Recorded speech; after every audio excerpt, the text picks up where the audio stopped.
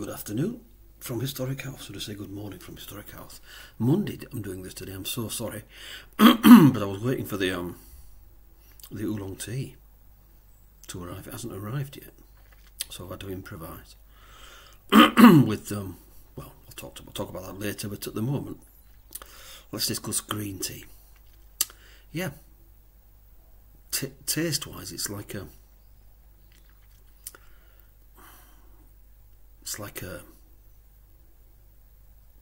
tea, isn't it? It just tastes of that classic tea taste. Yeah, be careful. Don't, as with all these, you know, classic teas, make sure you don't brew it for too long. You know, it can get a bit, well, not unpleasant, but very tannin-y, I suppose.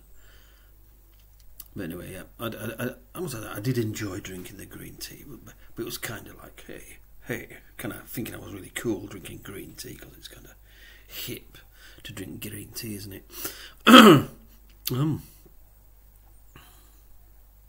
Yeah, I must admit,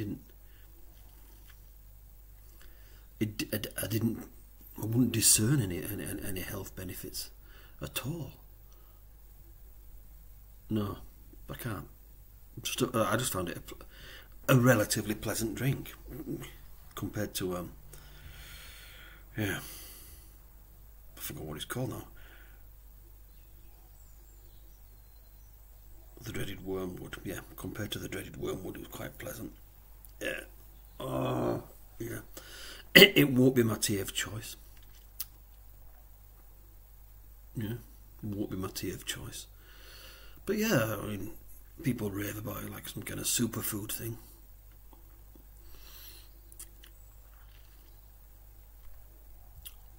I think that may be a little bit of hype, I don't know. It would just, like I say, it tasted like classic tea, a slightly watery, weaker version of classic tea, to be honest. And I didn't really discern any health benefits. So that's that. So, like, because the oolong didn't arrive, I had to look through my cupboard for something similar-ish, and I found this Russian Lapsang blend, something like that. So let's have a look at it. The Lapsang Souchong, I know it's a very smoky tea, but what the Russians going to do with it? It does smell very smoky. Smoked tea.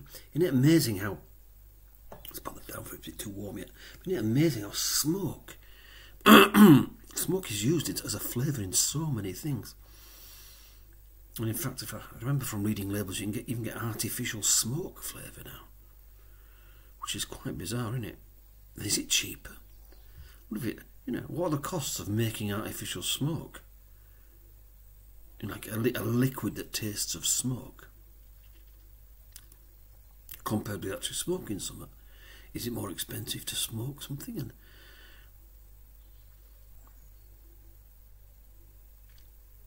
than to stick a load of a load of chemicals on it that synthesises? You see, it's interesting, isn't it?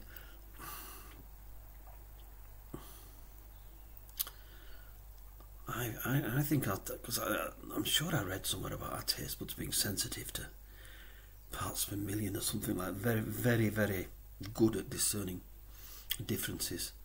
Like the difference between a false, like banana flavouring and actual banana and stuff like that. You can taste it, can't you? It's amazingly so.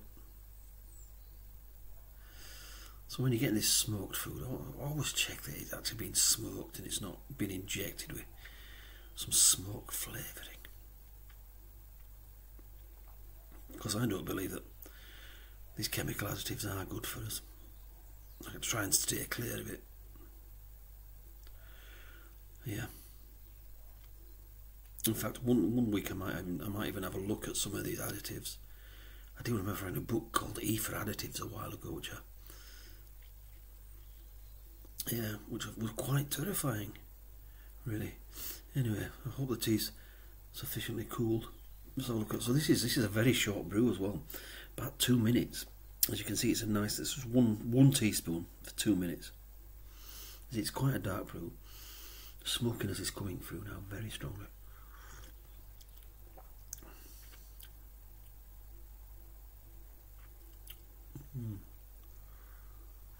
Well, that's like, and then it comes through at the end a little bit.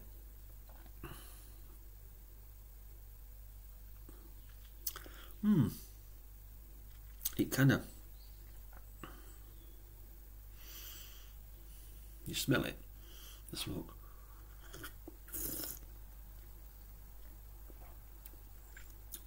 Just tastes of tea, and then the smokiness builds and lingers on the palate, which is quite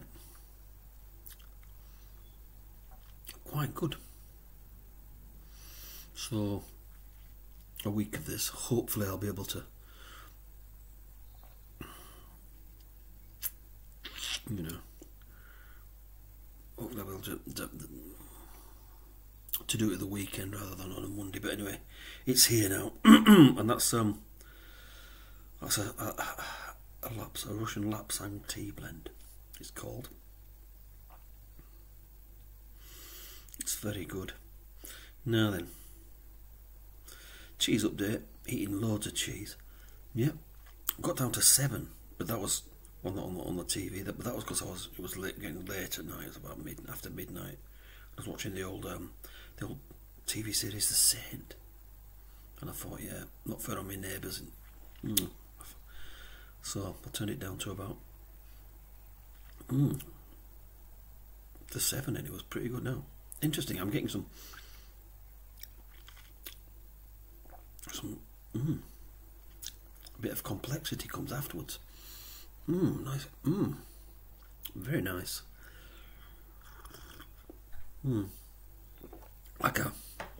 It's almost like, it's again, I mean, I do like whisky. I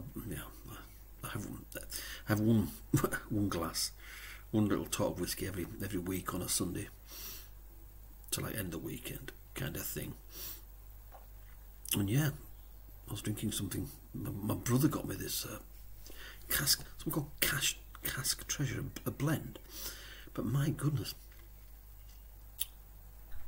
it just lingered beautifully. You know what I mean? Kind of licorice beauty in it. And this is similar to. Yeah, there's a lot going off here.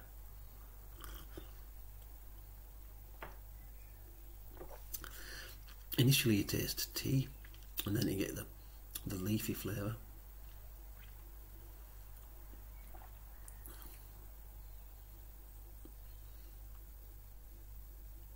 And then the smokiness comes. And the leafy flavour. But yeah, it's not bad at all, mate. Well, that's a tea to be sipped and savoured, not to be gulped down. Yeah, so cheese update really well. I've got this I've got some Gouda, which I found was quite, it's quite cost effective. So I've been eating the Gouda, and just seems to be thinking. I think I might make that my cheese of choice. Just like I say, or I might try Edam, because Edam you can get, I think I saw a 1.5 kilogram ball for about £20, which I think is quite reasonable. But anyway, I'm gonna stick with the Gouda for now.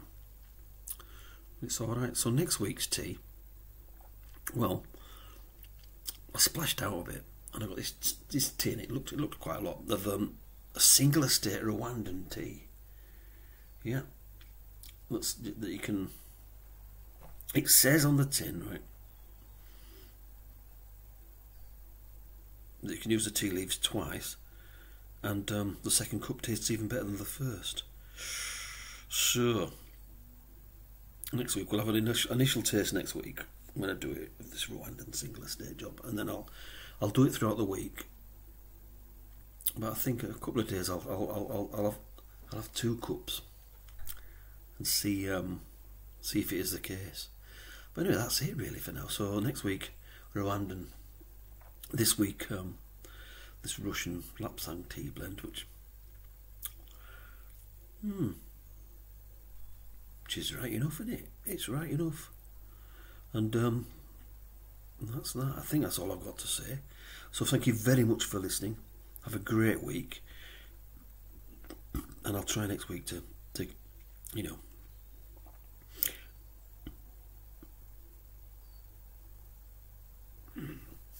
upload something at the weekend. Thank you very much for your time.